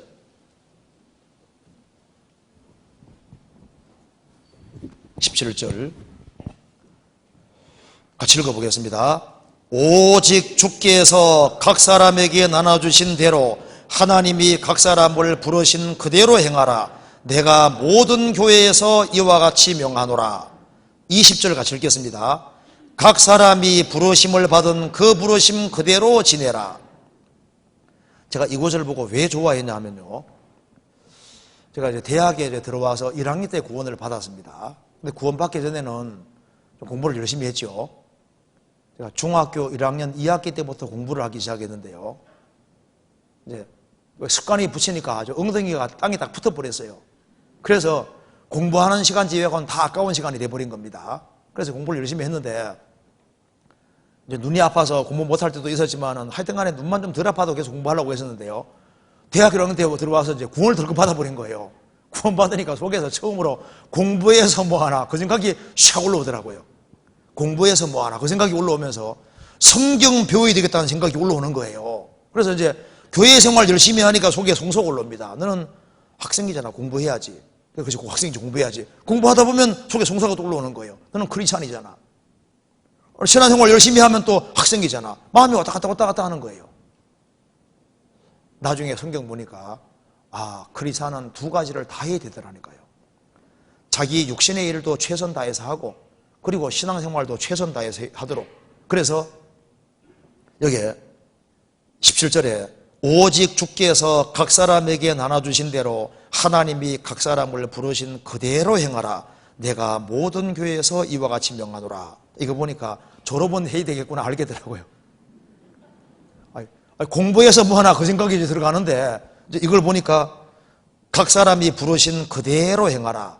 그러니까 내가 학생이니까 학생 위치에서 내가 대학교 1학년 때 구원받았으니까 필요하니까 이게 부르셨을 테니까 부지런히 배워야 되는구나. 그래서 부지런히 여기 이제 육신의 위치에서 최선 다하는 그것이 맞더라는 거예요. 그래서 가정주부면은 가정주부 일, 직장인이면 직장인, 학생이면 학생일, 자기 위치에서 최선 다하는 그것부터 신앙생활이 되는 겁니다. 그래서 육신의 위치를 지키고 그 다음에 영적인 위치를 지켜야 되는 거예요. 이건 더 중요한 겁니다. 영적인 위치, 그것이 바로 구원받은 사람들이 모인 무리 가운데 연결되는 거예요.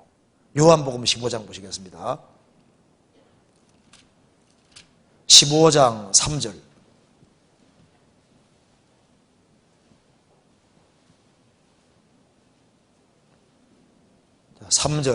3절부터 5절까지 같이 읽겠습니다.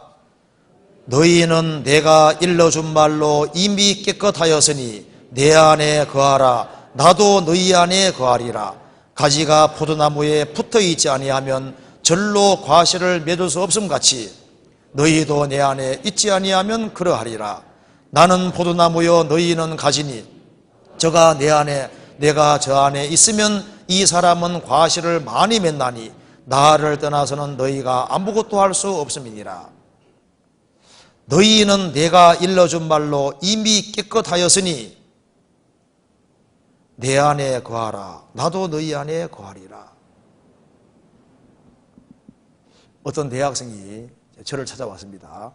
저 구원받았는데요, 구원받으면 됐지 왜 구원받은 형제들이 교제하면서 왜 교제 연결되고 교회 꼭 거해야 된다고 하는지 나는 이해가 안 됩니다 하고 얘기를 하는 거예요. 그래서 제가요, 그럼 성경 한번 봅시다 하고서 요한복음 15장 3절을 읽었습니다.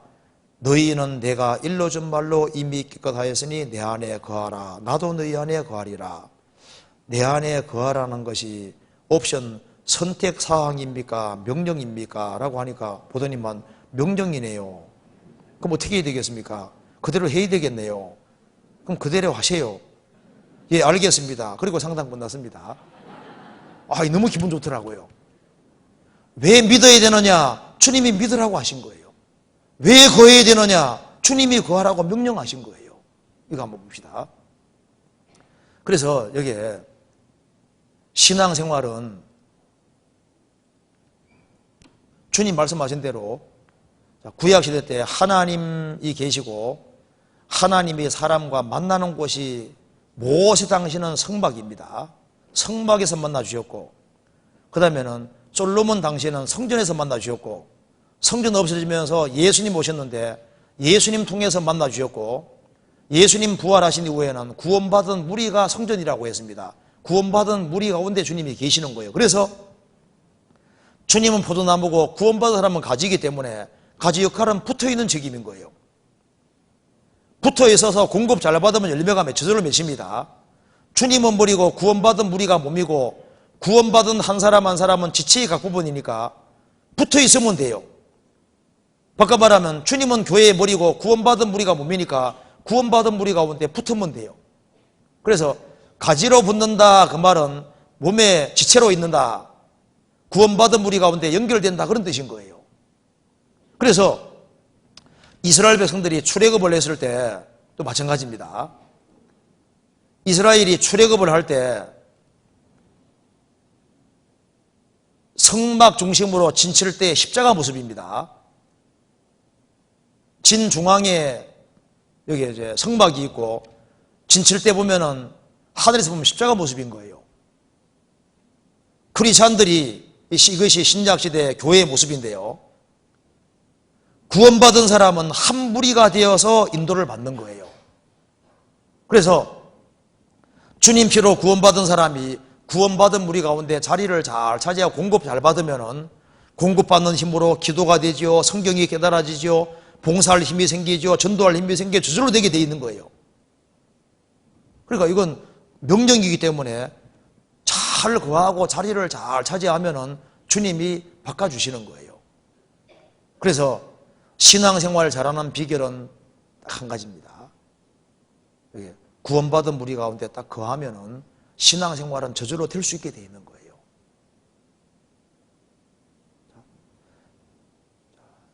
거하라고 명령하셨는데 이 명령은 지키는 게 어렵습니까? 쉽습니까? 쉬워요. 저는 성경 처음에 성경 볼 때 이거 언제 다 지키나 했거든요. 아니에요. 하나 지키면 다 지킬 수 있어요. 하나 지키면 저절로 되게 돼 있다 그 말입니다. 거하는 거 하나 하면은 다른 거 줄줄이 다 될 수 있게 돼 있어요. 그래서 구원받은 무리 가운데 거하는 그걸 반드시 지켜야 됩니다. 오늘 다짐을 해야 되는데요. 주님 피로 구원받은 사람, 천국 갈 소망이 있는 사람은 구원받은 무리 가운데 거해야 된다는 겁니다. 그리고 시간 투자를 잘해야 되는데 뭔가에 성공하기 위해서는 시간을 많이 들여야 되는 거예요. 지금까지는 세상에 시간을 많이 들였는데 이제부터는 이제 신앙은 액세서리가 아니고 신앙은 우리의 모든 것이나 마찬가지이기 때문에 하나님이 살아계시니까 신앙생활에 시간을 투자해야 되는데, 그래서 주일 말씀 듣고 수요일 말씀 듣고 크리스찬들이 같이 모이는 것에 시간을 투자하고 무엇보다도 성경 열심히 배우면은 성경이 사람을 튼튼하게 만들어가는 거예요. 그리고 궁금한 모든 것을 성경이 다 풀어주게 될 겁니다. 그래서 시간을 충분히 투자하는 것이 필요할 것 같습니다. 그리고 마지막으로 성찬식을 하는 이유만 간단하게 말씀드리는데요. 성찬식 할 때 목적이 세 가지인지라면 알면 되겠습니다. 그럼 잠깐 이거 마지막으로 봅시다. 고린도전서 11장 성찬식 하는 이유 세 가지만 보고 기도가 마치겠습니다. 고린도전서 11장 23절입니다.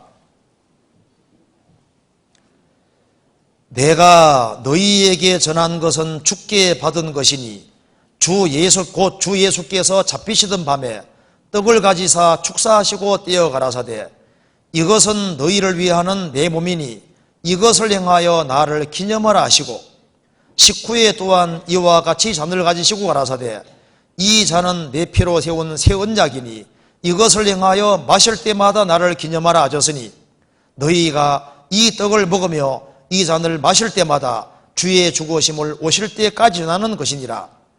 그러므로 누구든지 주의 떡이나 잔을 합당치 않게 먹고 마시는 자는 주의 몸과 피를 범하는 죄가 있느니라. 사람이 자기를 살피고 그 후에야 이 떡을 먹고 이 잔을 마실지니. 자, 이 말씀 봅시다. 여기 이제 성찬식 하는 이유가 세 가지인데요. 오늘 성찬식을 할 겁니다. 성찬식을 할 때 우리 오늘 떡을 떼게 되는데요. 이 떡을 떼는 이유는 예수님이 살이 찢겨지심으로 내게 영원한 생명을 주신 걸 깨우친 사람이 떡을 떼므로써 예수님을 기억하고 기리는 겁니다. 포도주 마실 텐데 포도주는 붉습니다. 붉은 포도주를 마심으로써 예수님이 붉은 피를 흘림으로 죄를 처리한 걸 깨우친 사람이 포도주를 마심으로써 예수님을 기억하고 기념하는 거니까 성찬식의 첫 번째 목적은 너희들은 나 중심으로 살아라, 예수님 중심으로 살아라, 그걸 설명하기 위해서입니다. 그리고 두 번째는 한 떡을 뗍니다. 고린도전서 10장에 한 떡을 떼는데 왜 한 떡을 떼냐 하면은 우리는 천국에서 같이 살 사람입니다. 그래서 운명 공동체고 하나님도 하나고 성령도 하나고 주도 하나고 믿음도 하나 소망도 하나 모든 것이 하나입니다. 그래서 우리는 서로 사랑하기 위해서 부르심 받았다는 걸 타기 위해서 한 떡을 떼는 거예요. 우리는 천국에서도 같이 살고 땅에서도 운명과 고락을 함께 된다는 걸 설명하기 위해서입니다. 그리고 세 번째는 이미 십자가에 죽으신 예수님, 다시 재림하실 예수님을 바라면서 우리 가운데 예수님의 죽으심을 다시 한번 일깨우고 우리는 왜 사느냐? 주님의 죽으심을 또 다른 사람에게 전하기 위해 산다 그 말입니다. 목적이 세 가지입니다. 그러니까 너희들을 주님 중심으로 살아라. 주님 안에서 하나가 되고 서로 사랑하는 가운데 또 주님의 죽으심이 가장 중요한 걸 다시 일깨우고 이것을 또 다른 사람에게 전하라. 그 목적으로 이걸 하는 거예요. 그럼 합당치 않다는 건 뭐냐 하면은 그리스도인들이 이기적으로 개인적으로 주님 중심으로 살지 않고 자기 중심으로 살면 합당하지 않다는 겁니다. 구원받은 사람이 서로 미워하면 합당하지 않다는 거예요. 그리고 구원받은 사람이 이 복음을 다른 사람에게 전해줄 마음이 없으면 이게 합당치 않다는 겁니다. 그리고 다른 사람에게 이것을 전해줄 마음을 가지고 있으면 행동을 무조건 조심하게 돼 있는 거예요. 당신들은 왜 술 안 먹으려고 합니까? 술을 걸치면서는 전도 못 하거든요. 당신들은 왜 담배 안 피우려고 합니까? 담배 피우면서 후 하면서 예수 믿게 할 수는 없잖아요. 그래서 영혼을 건질 마음을 가지고 살고 세울 마음을 가지고 살면요, 당연히 죄에서 구별될 수 있게 되는 거예요. 그래서 주님 중심으로 살고 구원받은 사람이 서로 사랑하고 또 다른 사람을 건질 마음을 확실히 가지고 살고 열심히 전도할 때 주님 볼 때 합당한 거다 그 말입니다. 이걸 생각하면서 받으시면 되겠습니다. 같이 기도하시겠습니다.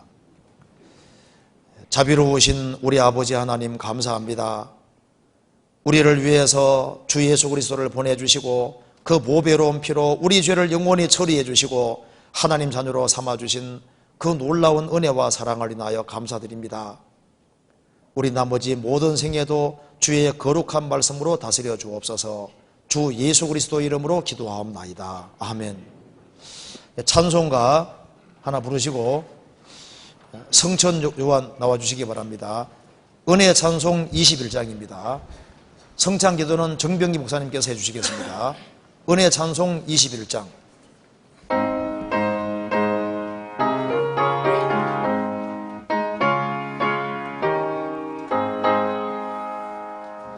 슬픔과 수고로 주께 오니 내 죄를 지시고 내 죄를 지셨네. 그 사랑 내 맘에 기쁨 되니 내 죄를 지셨네. 내 죄를 지시고 내 죄를 지셨네. 항상 기쁨을 주시니 주께서 내 짐을 지시고 내 죄를 지셨네. 내 힘에 지나던 짐과 같은 내 죄를 지시고 내 죄를 지셨네. 예수께 모든 짐 다 맡기니 내 죄를 지셨네. 내 죄를 지시고 내 죄를 지셨네. 항상 기쁨을 주시니 주께서 내 짐을 지시고 내 죄를 지셨네. 내 맘에 두려움 없게 하니 내 죄를 지시고 내 죄를 지셨네. 완전한 평안을 항상 주니 내 죄를 지셨네. 내 죄를 지시고 내 죄를 지셨네. 항상 기쁨을 주시니 주께서 내 죄를 지시고 내 죄를 지셨네. 아무나 예수께 부탁하면 그 죄를 지시고 그 죄를 지셨네. 사랑과 행복을 항상 주니 그 죄를 지셨네. 내 죄를 지시고 내 죄를 지셨네. 항상 기쁨을